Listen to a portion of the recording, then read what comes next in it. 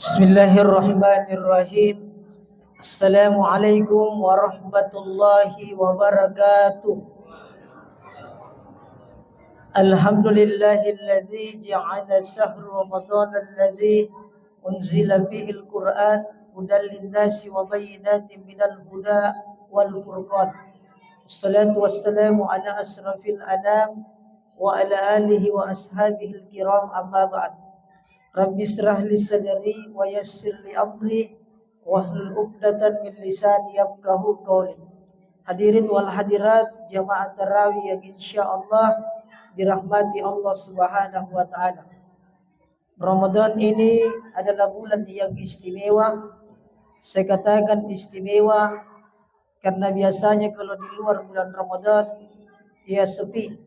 Tapi begitu dalam bulan Ramadan jamaahnya beludak. Yang biasa susah bangun jam 3, tapi kalau Ramadan mudah bangunnya, Pak, ya. Kalau Ramadan, ya luar Ramadan susah berjamaahnya, tapi di dalam bulan Ramadan mudah berjamaahnya. Tapi yang jadi masalah dan pertanyaan setelah keluar dari bulan suci Ramadan ini, mampukah kita mempertahankan nilai-nilai Ramadan yang kita bawa setelah keluar dari Ramadan? Karena berhasil atau tidaknya Ramadan itu nampak setelah keluar dari bulan suci Ramadan. Ya, walaupun Ramadan rajin baca Quran mungkin 1 juz, ya 1 malam. Tapi minimal di luar Ramadan tetap berlanjut walaupun muatannya tidak sama. 1 lembar, yang penting terus menerus. Jadi amal itu bukan banyaknya. Ya, makanya Baginda Ali ditanya amal yang terbaik itu yang bagaimana? Biar sedikit kalau terus menerus. Itu yang terbaik di hadapan Allah Subhanahu wa taala. Itulah yang disebut dengan istiqamah. Continue dengan kebaikan setelah keluar dari bulan suci Ramadan. Jadi kalau biasa di luar bulan Ramadan biasa cuma lewat masjid. Sekarang ada Tommy di samping depan. Ya Pak ya. Tapi alhamdulillah jamaah kita ini biar di luar Ramadan beludak di jamaahnya. Dan sama di masjidku, Pak, beludak tonji sampai orang tidak bisa masuk itu di masjid karena tak gembok di masjid. Nah, jadi itulah hadirin yang dimuliakan Allah Subhanahu wa taala. Lalu bagaimana supaya kita bisa istiqamah sampai keluar dari bulan suci Ramadan? Yang pertama adalah banyak menuntut ilmu, mengikuti kajian agama. Tapi ilmu yang terbaik tentu yang diamalkan, dan amal yang terbaik yang berdasarkan ilmu. Ilmu amalia, amal ilmiah. Buah daripada ilmu adalah amal, dan buah daripada amal adalah istiqamah di hadapan Allah Subhanahu wa taala. Pada dasarnya manusia itu mati kecuali orang yang berilmu. Pada dasarnya yang berilmu itu tertidur kecuali yang mengamalkan ilmunya.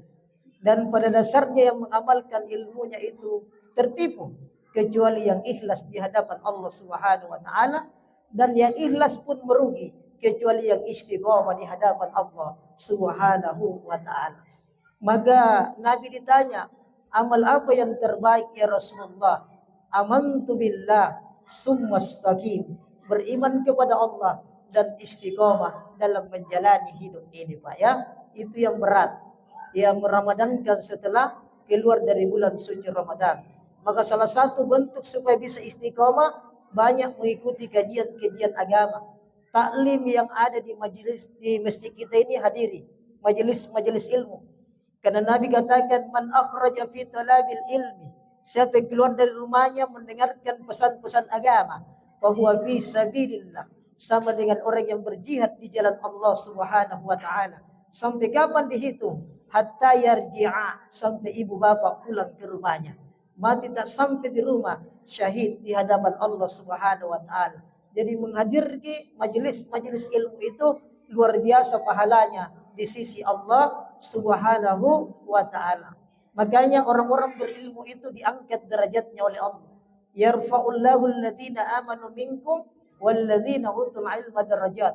Yang beriman berilmu diangkat derajatnya oleh Allah Subhanahu wa taala. Para ulama tentu kita muliakan karena al ulama warasatul anbiya. Ulama adalah pewaris para nabi. Maka kalau disuruh memilih, kalau ulama yang mati Pak, itu tertanam dengan ilmunya. Maka lebih bagus kehilangan 1000 umat daripada kehilangan sosok seorang ulama. Karena ulama yang mati akan tertimbun bersama ilmunya di sisi Allah Subhanahu wa taala. Maka ulama itu dihormati dengan adab. Ulama itu ditinggikan dengan ilmu.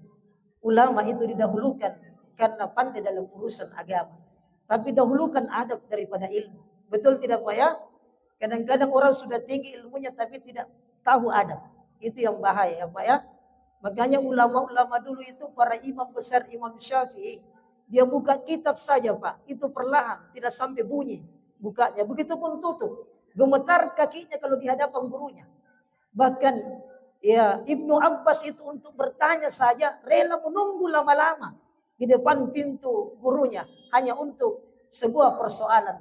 Bahkan Imam Abu Hanifah rela berjalan puluhan kilometer hanya untuk mengumpulkan satu hadis di sisi Allah Subhanahu wa taala.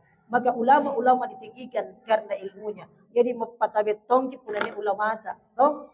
Ya, jangan kalau pejabat datang tunduk. Tapi ulama tidak apa-apa kau bongkokkan dirimu sendiri. Toh? Demi menghormati ulama kita. Sekarang ini banyak orang sok pintar Pak. Ya, tidak mau berguru dengan ulama. Apa gurunya? Kiai Haji google.com, YouTube, dan TikTok. Asal ada masalah di Google dia bertanya. Betul tidak? Kadang-kadang na tahu baru na teski, baru na tahu jawabannya. Ustaz kalau wudu kentut batal tidak? Aku bilang batal ke. Apa masalahmu? Iya jelas batal. Aku bilang masalahnya sekarang kan kalau wudu itu kentut keluar dari pantat Pak Ustaz. Betul.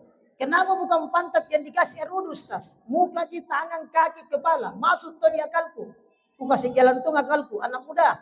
Kalau kau kentut apamu yang malu? Mukamu atau pantatmu? Ya mukaku. Makanya itu mukamu dikasih air wudu. Tidak mungkin pantatmu. Ya, ya kadang-kadang sok pintar Pak ya. Ya kalau ada perbedaan pendapat ya boleh kita beda pendapat. Tapi tetap sopan menyikapi permasalahan Pak ya. Jangan sedikit-sedikit masalah itu diperlebar. Karena beda pendapat juga rahmat Allah Subhanahu wa ta'ala. Dulu ribut NU Muhammadiyah. NU kunut, Muhammadiyah tak kunut. Sekarang tak ribut karena tidak ada yang pergi salat subuh jadi tidak ribut. Ya tahu masalah salat tidak habis diperkarakan. Kalau orang sujud Ustaz yang mana duluan nempel lutut atau tangan? Aku bilang dua-dua, bisa lutut bisa tangan. Yang tidak ada kepala duluan pati kepalamu. Kan begitu betul. Jadi tidak ada habisnya. Makanya ulama itu ditinggikan karena ilmunya, dihormati dengan adab dan didahulukan karena dia lebih tahu paham agama. Betul tidak? Makanya man arada dunya fa alaihi bil ilmi wa man arada akhirat fa alaihi bil ilmi. Ingin bahagia di dunia maka dengan ilmu. Ingin bahagia di akhirat harus pula dengan ilmu. Ya, dan bahagia keduanya harus pula dengan ilmu.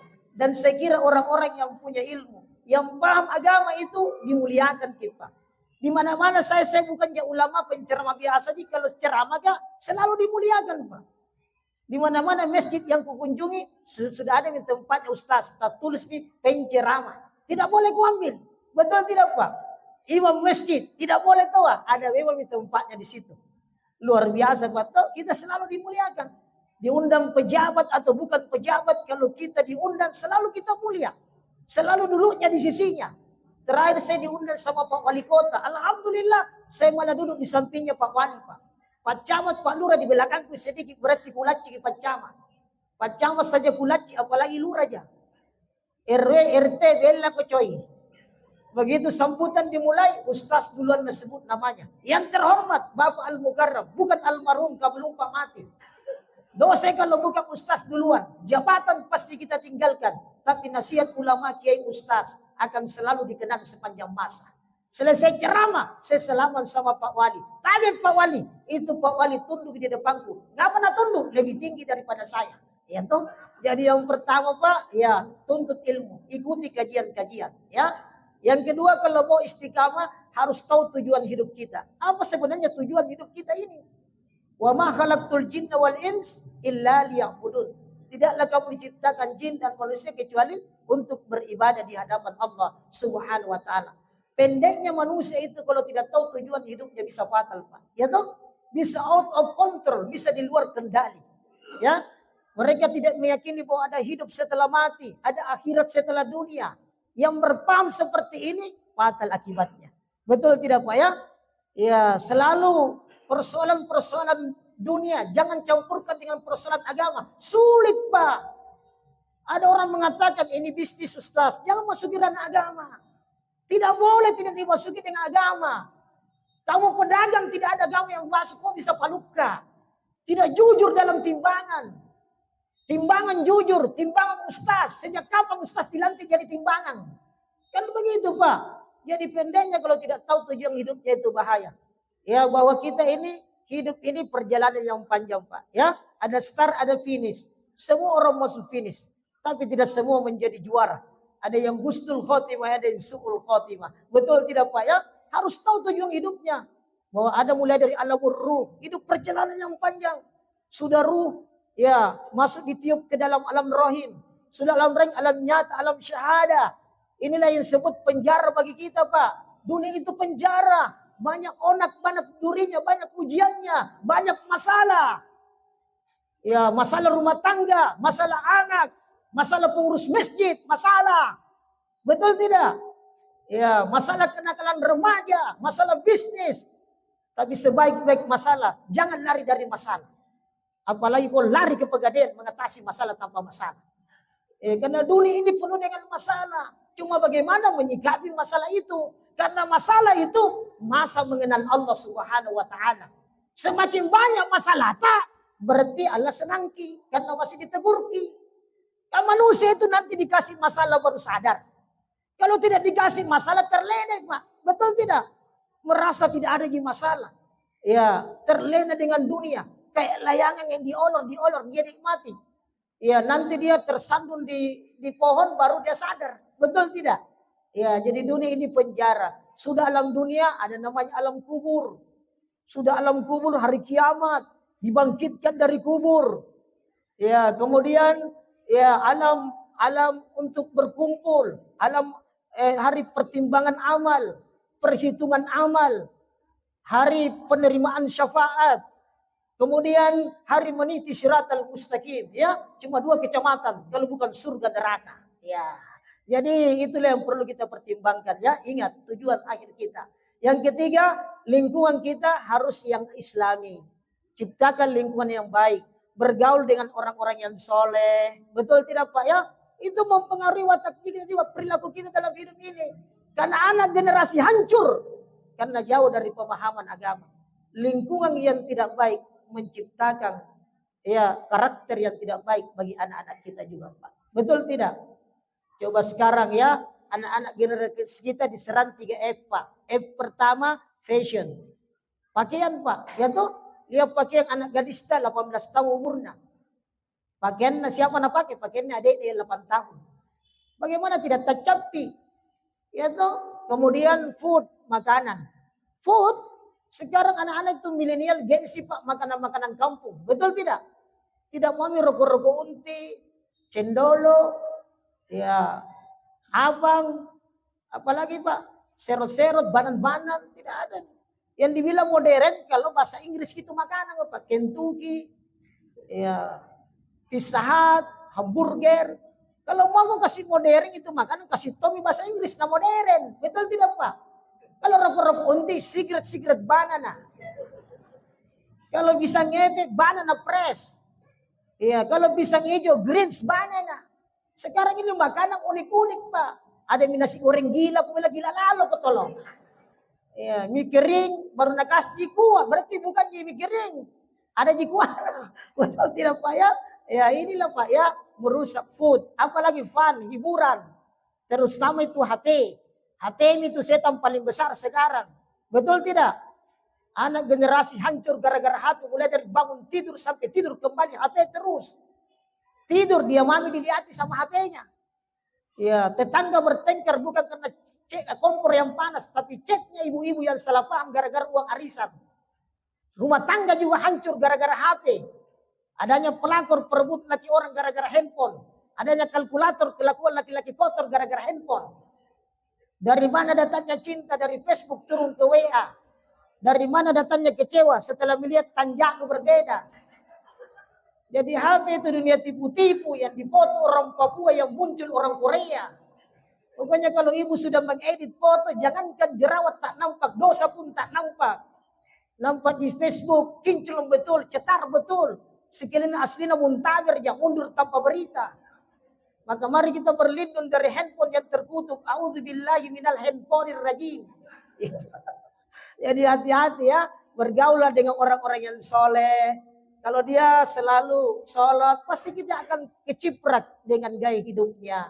Orang-orang yang cinta Quran, maka kita pun akan jadi cinta Quran. Tapi kalau kita bergaul yang cinta game, judi online, toh Free Fire, pasti akan terlena. Betul tidak? Ya, makanya tahu lingkungannya, lingkungan bentuk ya. Kemudian yang keempat, banyak-banyak berdoa. Apa doa yang terbaik yang diberikan oleh Rasulullah? Dalam Quran ada doanya, Rabbana la tuzigh qulubana ba'da idh hadaitana wa hab lana min ladunka rahmah innaka antal wahhab. Itu doa ya, supaya istiqomah. Ya mukallibal qulub tsabbit qalbi ala dinika wa ala ta'atika. Ya Allah yang membolak-balikkan hati manusia, kokohkan hati kami dalam agamamu. Betul tidak Pak ya? Jadi ini kalau mau istiqomah Pak ya, mudah-mudahan kita tetap istiqomah sampai di luar bulan suci Ramadan ya. Alhamdulillah yang hadir ini malam istiqomah. Ke kuliah ini juga jamaah mulai maju sopnya ke depan. Nih, ke jamaah itu 3 modelnya Pak. Ada jemaah Pertamina pergi tanpa diminta. Yang kedua petasan pergi tanpa pesan. Dan yang terakhir muntaber mundur tanpa berita. Ya ini yang banyak Pak toh. Mudah-mudahan kita keluar dari Ramadan ini bisa meramadankan 11 bulan ke depan. Betul tidak? Karena berhasil atau tidaknya Ramadan itu nampak kelihatan setelah keluar dari bulan suci Ramadan. Jadikan Ramadan ini rutinitas ritual, tapi skala prioritas. Bahwa Ramadan moon of training, bulan latihan, keluar latihan tentu semakin baik gaya kehidupan kita. Saya kira ini yang saya sampaikan Pak ya. Ikan cepak, ikan gabus lebih cepat, lebih bagus. Hadallahu wa iyyakum ajmain. Wassalamualaikum warahmatullahi taala wabarakatuh.